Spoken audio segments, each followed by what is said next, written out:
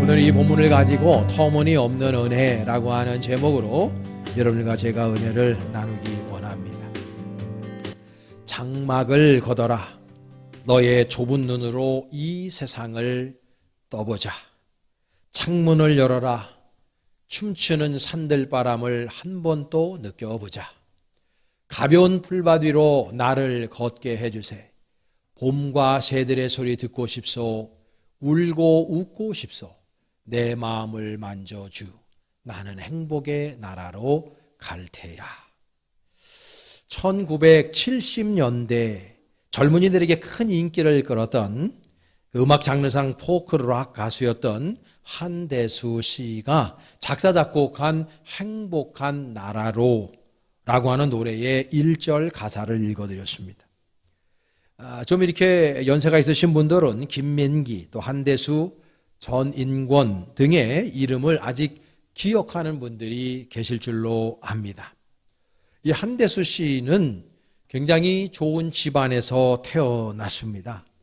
할아버지는 우리나라의 1세대 미국 이민자로 이분이 미국에서 신학을 공부한 목회자이기도 하고 우리나라의 연세대학교의 신학학장을 하신 분이기도 합니다.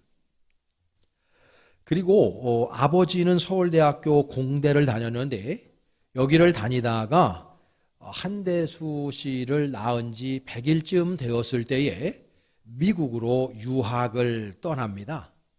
그런데 이때 당시에 수소폭탄의 세계적인 권위자 밑에서 배우며 연구를 하던 중에 갑자기 이분의 아버지가 실종됩니다. 얼굴도 기억 안 나는 이 아버지가 안개같이 증발해버린 겁니다.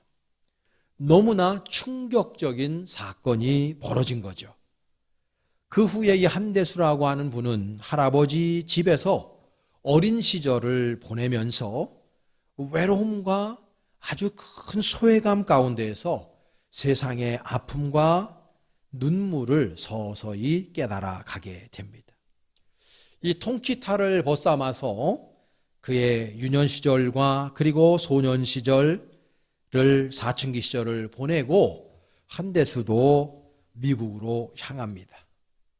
미국에서 그는 실로 기적적으로 실종되었던 아버지를 만났는데요. 기쁨도 잠시 그 아버지는 과거의 기억을 다 잃어버리고 한국 사람임에도 불구하고 한국말을 또 다 잃어버리고 미국 백인 여자와 살고 있었습니다. 자신을 알아보지도 못하고 이게 굉장히 이상한 관계가 되어지므로 아버지 밑에서 더 이상 살지 못하고 이분은 미국에서 혼자 생활을 하게 됩니다. 가난했습니다. 고독했습니다.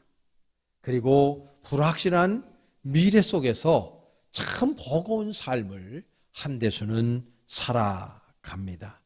그때 1970년대에 그 자신의 모든 상황을 넘어서 행복의 나라로 라고 하는 노래를 이분이 부르기 시작한 것입니다.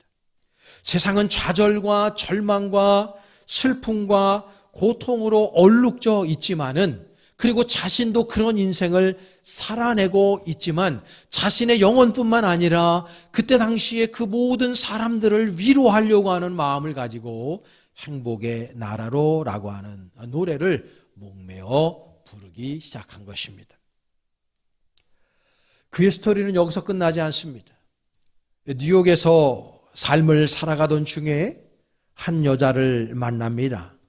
22살이나 연하인 그 여자를 만났는데 이 여인은 알코올 중독자로 한 달에 술 취하지 않는 날이 고작 하루 이틀밖에 없는 여인이었고 이분의 실제적인 고백을 들어보면 자신의 아내는 앉아서 33봉의 소주를 먹어야 하는 여자였다. 그러니까 이 여자는 이미 피폐해져 있는 여자이고 더 이상 인생에 있어서 살아갈 희망을 잃어버린 여인을 자신이 자신의 숙명처럼 끌어안은 것입니다. 그뿐만이 아닙니다. 자신의 아내의 전 남편, 마약 중독자였고 정신분열증 환자여서 파인보다도 별로 나을 것이 없는 그 남자까지도 자신의 집에 데려서 함께 삶을 살아가게 됩니다.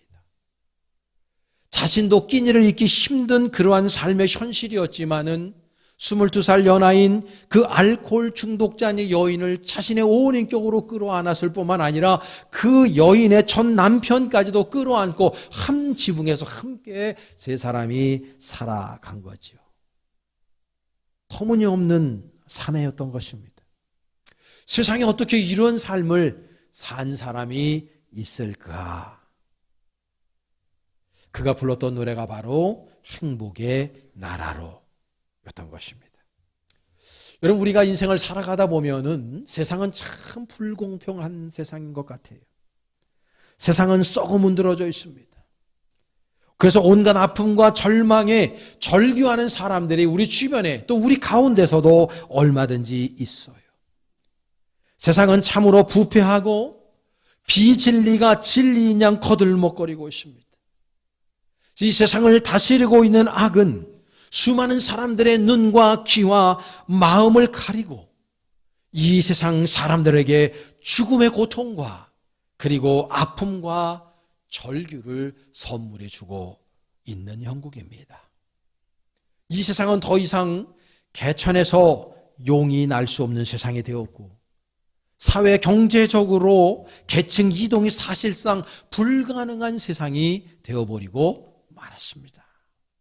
그래서 더군다나 젊은이들은 영끌해서 주식에 투자하고 코인에 투자하고 부동산에 투자하지만은 세계 경제는 우리가 지금 경험하고 보고 있듯이 녹록하게 돌아가지를 않고 있어서 결국은 너무나도 힘들고 어렵게 인생을 망치는 사람들이 얼마나 많았는지 알 수 없습니다.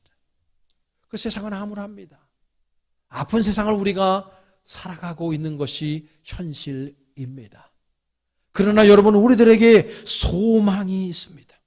세상이 어둡지만 그 가운데 빛이 있습니다. 한대수 같은 사람이 있기 때문이고 더군다나 우리는 그리스도 예수를 믿는 사람들로서 예수 그리스도에게 구원받은 사람들임을 믿습니다. 예수님이 우리와 함께 하시기 때문에 이 세상이 암울하고 아무리 힘들고 버거운 삶을 살아간다 할지라도 우리는 이 가운데서 기쁨과 소망 가운데 그리고 복음 가운데에 빛을 가지고 살 수 있다는 것을 우리가 잊어서는 아니 되는 것입니다. 세상 사람들이 절망하고 있습니다.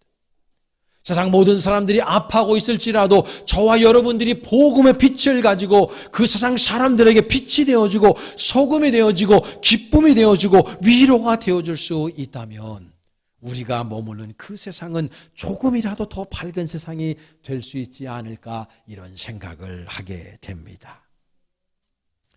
한국전쟁 때 월남한 한 여인은 남편을 여의고 눈에 밟히는 아이들을 키우기 위해서 시장 바닥에 자판을 깝니다.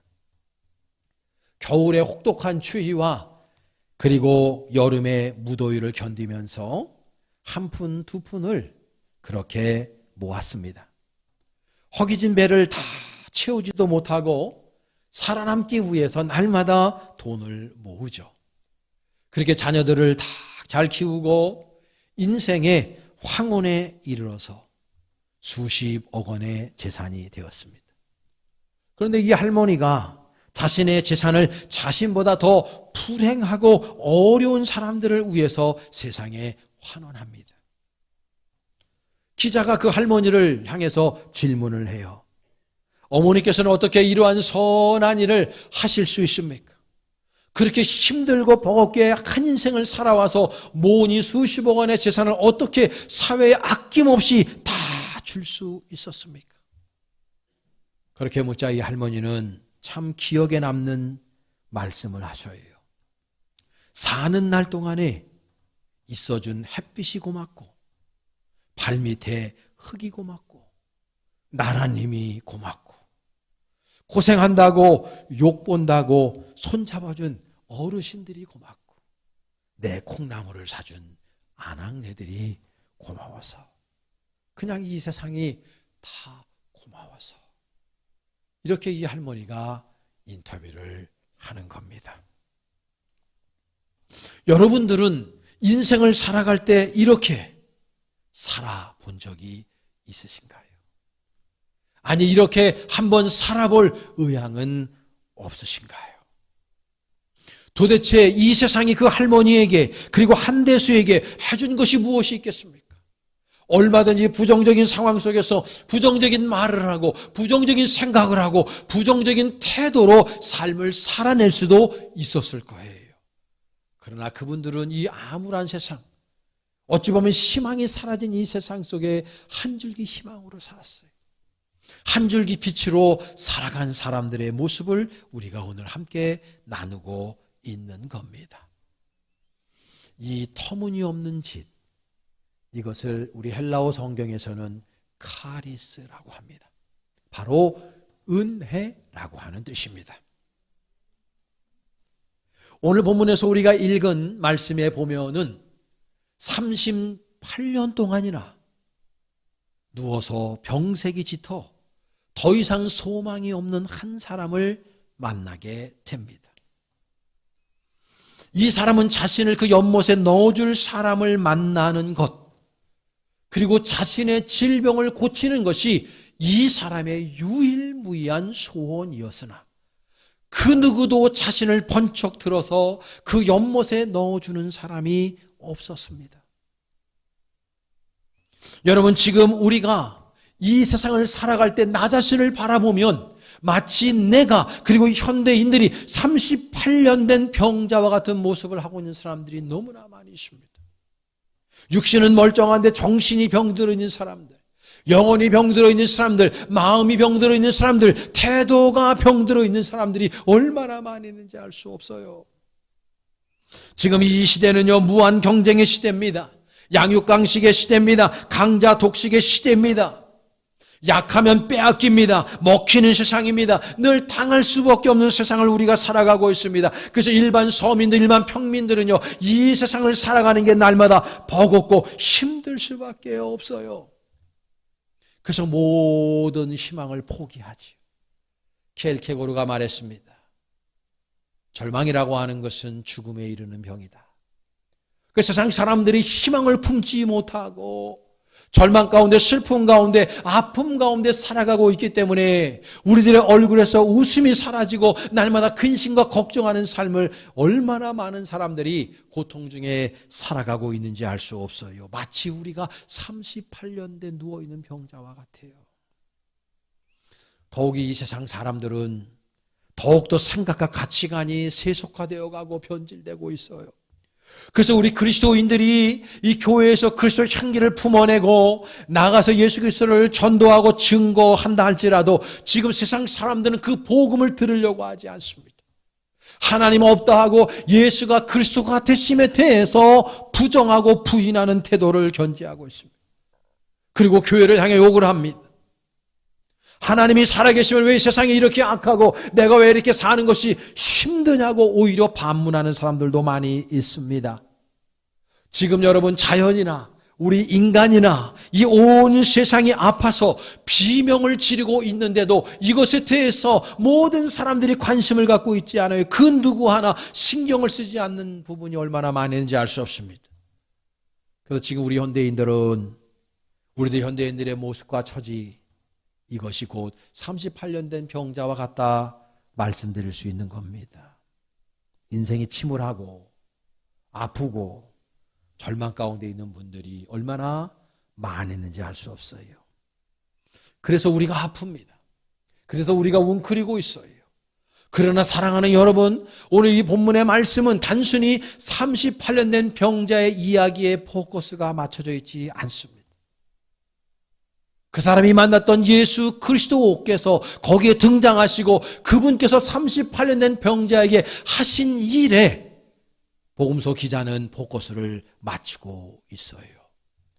사랑하는 여러분, 우리가 삶이 힘들고 어려워도 우리가 사는 세상에 소망의 빛이 있다는 걸 여러분들이 기억하시기를 바랍니다. 바로 우리 구주 예수 그리스도께서 계시기 때문에 우리의 삶이 지치고 힘들고 버거워도 하나님 아버지께서 우리를 외면치 아니하시기 때문에 우리들에게 소망이 있는 줄로 믿습니다. 그래서 오늘 본문을 통해서 우리가 배울 수 있는 두 가지의 원리를 배우려고 합니다. 첫 번째로는요, 예수 그리스도만이 우리들에게 진정한 구원의 길이 되실 수 있다는 이 진리를 우리가 배울 수가 있습니다. 여러분, 오늘 본문에 38년 됐다고 그랬어요. 38년 된 병자라고 하는 이 언어 안에는 이 사람이 나을 가능성이 제로라는 것을 표현하고 있어요. 다시 말해서 이 사람의 이름도 나오지 않아요. 이 사람의 질병이 구체적으로 무엇인지도 나오지 않아요. 왜냐하면 그런 모든 것들이 다 쓸데없다는 거예요. 그만큼 이 사람의 질병이 중하다는 거고 더 이상 이 사람의 삶에 있어서 아무런 희망을 찾을 수 없다는 것을 이렇게 표현하고 있는 겁니다. 너무나도 그의 병이 깊었어요. 전혀 희망을 찾아볼 수 없었어요. 여러분, 우리는요, 인생을 살아가면서 보면은 나에게 진정한 구원의 기쁨을 줄 수 없는 부분들에게 날마다 신경을 쓰며 그런 것들을 추구하는 삶, 쫓아가는 삶을 살 때가 많아요. 사람들은요, 물질이, 돈이 우리들에게 구원인 것처럼 살아요. 그래서 사람들이 돈 그러며 살아갑니다. 어떤 사람들은 인생의 쾌락, 인생의 성공 아니면 인생의 스펙이 나한테 구원을 준다고 생각해요. 권력을 잡으면, 명예를 얻으면, 사람들에게 인기를 얻으면 내가 모든 것들을 다 취할 수 있고 내가 이 세상을 멋지게 살아갈 수 있을 것이라고 착각하고 살아요. 거기에 구원이 있다고 생각해요. 여러분, 그렇지 않습니다. 여러분 주변에 여러분들이 알고 있는 최고 부자를 떠올려 보세요. 그 사람이 행복하던가요? 저는 부자들을 많이 알고 있지만 그 사람들이 나보다 행복한 사람 제가 한 번도 만나본 적이 없어요. 많이 배운 거 좋습니다. 많이 가진 거 좋습니다. 그러나 그런 것들이 우리들에게 진정한 구원이 될 수 없어요. 지금도 이 국가의 권력을 잡은 사람들의 모습을 보시기 바랍니다. 다 힘들어하고 버거하고 있습니다. 고통 속에 있습니다. 여러분, 물질과 권력, 명예, 보장된 미래, 사람들의 인기와 인정이 절대로 우리에게 구원을 줄 수 없다는 것을 우리가 기억해야 됩니다. 그러면 우리들에게 진정한 구원을 줄 수 있는 분이 누구냐? 오직 우리 구주 예수 그리스도밖에 없는 줄로 믿습니다. 그분께서는요, 완벽하신 분이에요. 우리 예수님은 모자람이 없는 분이에요. 그분은 필요한 것이 하나도 없는 분이에요. 그런데 그분은요, 이 우주 만물을 말씀 하나로 창조하신 무소부재하신 분이고 전지전능하신 분이에요. 그런데 여러분, 그분이 십자가를 지셨어요. 십자가에서 죽으셨어요. 나와 여러분들을 위해서, 우리의 죄를 구원하기 위해서 그분이 십자가에 죽으셨어요. 이 터무니없는 은혜를 그분이 우리에게 베풀어 주신 거예요. 십자가를 질 만해서 지면, 십자가를 질 만큼 큰 죄를 졌다든지 파필리즘에 그 십자가를 진 것이 아니란 말씀이에요. 그분은 하나님이셨어요. 그분은 이 세상의 주인이셨어요. 그분은 더 이상 아무것도 필요한 것이 없는 분이었어요. 그런데 그분이 우리의 죄를 위해서 십자가를 지셨어요. 이 터무니없는 은혜를 우리가 받은 사람들입니다. 그 터무니없는 은혜를 받아 오늘도 저와 여러분들이 여기에서 하나님을 예배하고 찬양하고 있다는 걸 기억하셔야 됩니다. 그러니 여러분, 우리들을 진정 위로하고 진정 우리에게 구원을 주실 분이 누굽니까? 오직 예수 그리스도밖에 없다는 것을 오늘 본문이 우리에게 말씀해 주고 있는 것입니다. 나는 길이요 진리요 생명이니 나로 말미암지 않고는 아버지께로 올 자가 없다. 우리 예수님께서 말씀하셨지 않습니까? 여러분의 삶이 힘드십니까? 여러분의 삶이 아픈 분들이 있습니까? 여러분의 삶의 희망이 점점 줄어드는 분들이 있습니까? 미래에 대한 걱정과 염려 때문에 밤잠을 설치는 분들이 혹시 계십니까? 여러분들의 진정한 구원이요 진정한 기쁨은 우리 예수님밖에 없다는 걸 기억하시고 여러분의 모든 문제를 우리 주님 앞에 내어 맡기실 수 있기를 바랍니다. 우리 주님이 해결시켜 주실 것입니다. 두 번째로 예수님만이 우리를 온전히 변화된 모습으로 살게 하실 수 있는 분이라는 걸 우리가 기억해야 됩니다. 오늘 6절 말씀인데요. 한번 6절 말씀을 여러분들이 주의 깊게 우리 합독해서 읽겠습니다. 시작.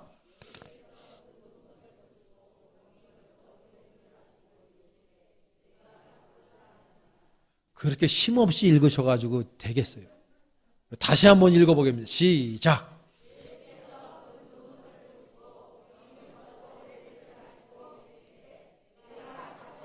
할렐루야.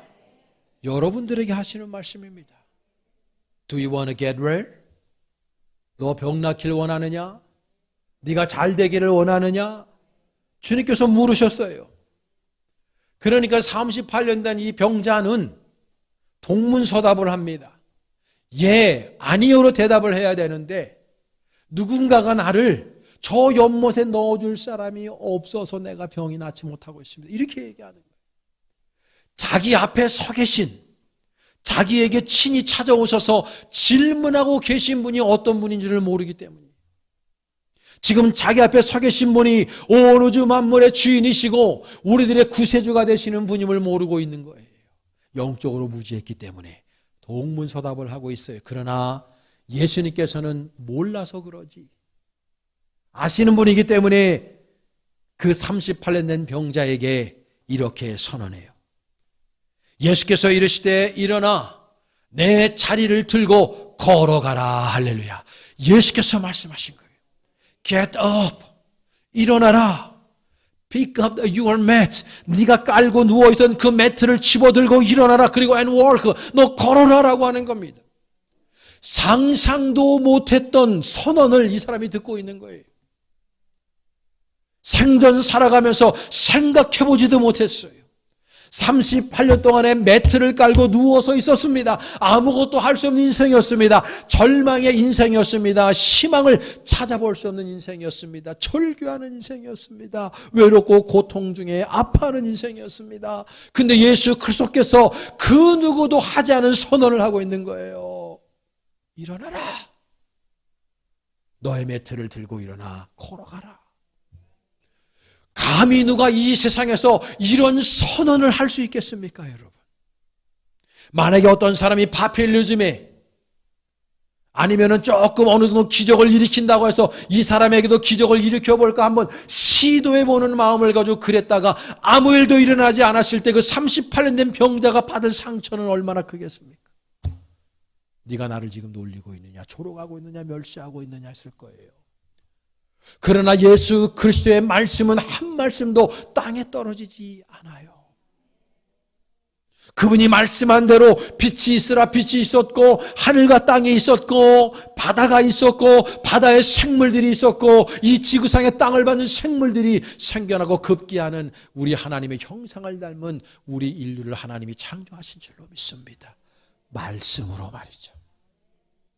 그 하나님이 지금 38년 된 병자에게 선언하고 있는 겁니다. 일어나, 네 매트를 걸고 일어나 걸어가라고. 이 사람은 지금 일생일대 최고의 기적을 현장에서 체험하고 있는 거예요. 여러분들에게 질문합니다. 여러분들 지금 매트 깔고 앉아 있는 건 뭡니까?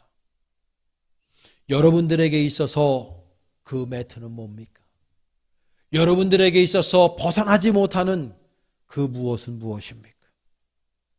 여러분, 우리는요, 영적인 불감증, 영적인 게으름의 매트를 집어치워야 됩니다. 자기 중심적이고 이기적인 신앙생활의 태도를 집어치워야 됩니다. 수많은 그리스도인들이 나는 신앙생활을 딱 여기까지만 할 거야, 주일날 오전 예배 11시 한번 딱 드리면 내 모든 직무가 끝나는 거야 생각하시는 분이 있습니까? 여러분, 그 매트를 집어치워야 됩니다. 기도하지 않는 분이 있습니까? 기도하실 수 있어야 됩니다. 여러분들의 영적인 게으름과 안일함의 매트를 집어치우고 이제는 우리가 예수 그리스도의 선언답게 우리는 변화를 추구해야 되는 것입니다.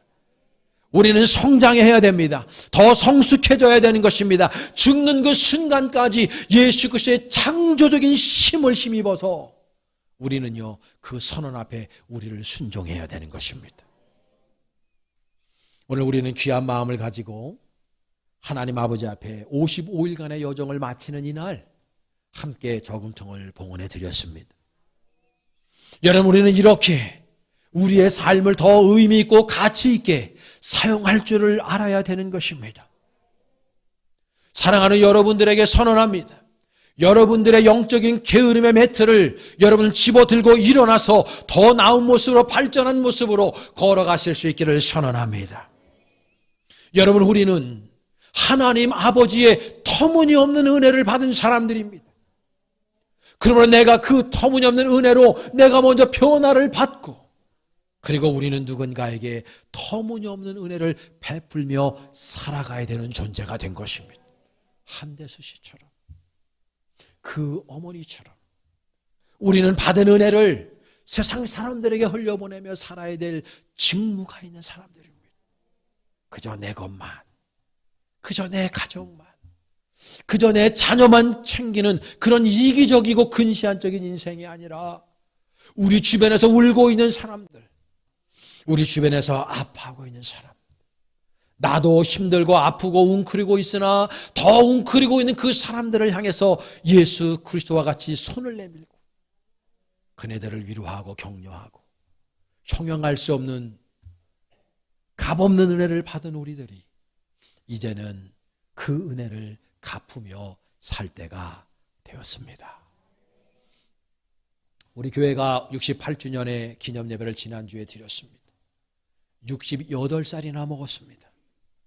사랑하는 여러분, 우리 교회가 더 성숙하게 앞으로 변화를 추구하고 저와 여러분들이 이 교회에서 함께 신앙생활하며 예수님 오시는 그날까지, 아니 우리의 생명이 다하는 그날까지 터무니없는 은혜를 받은 자들로서 우리도 누군가에게 터무니없는 은혜를 서로 베풀며 나눌 수 있는 그런 멋지고 행복한 인생 우리 모두가 살아낼 수 있기를 간절히 축원합니다. 기도하시겠습니다.